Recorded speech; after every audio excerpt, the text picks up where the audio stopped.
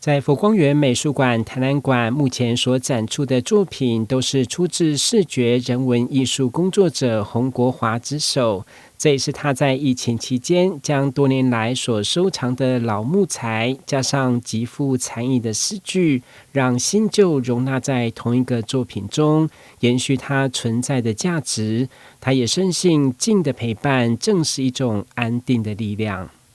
一直都在收一些老物件、老木料，看到好的雕刻作品，我都在無形之下就收藏了下來。也收藏的时候也不知道我要在這一次做什麼，但是在靜下來的時候，就把內心整理了一下，就把以前所讀過的經典或者是禪詩、法句字，把它透過詩意的呈現出來。所以在這一次裡頭，我有一個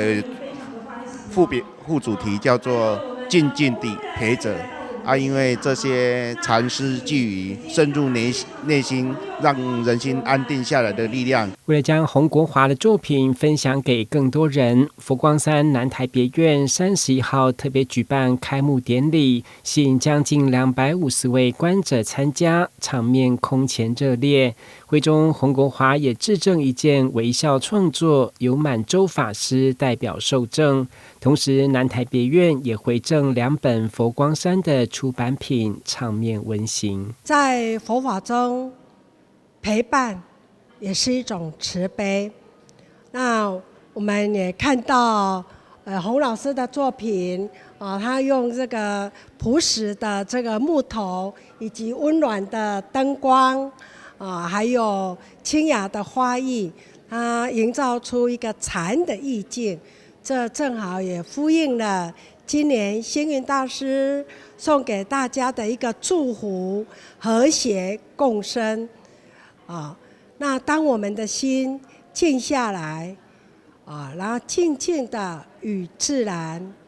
與藝術、與自己的內心相處，和諧跟福報自然就現前。我們也希望每一位來參觀的好朋友都能透過阿國老師的一個作品，感受到那一份靜的力量，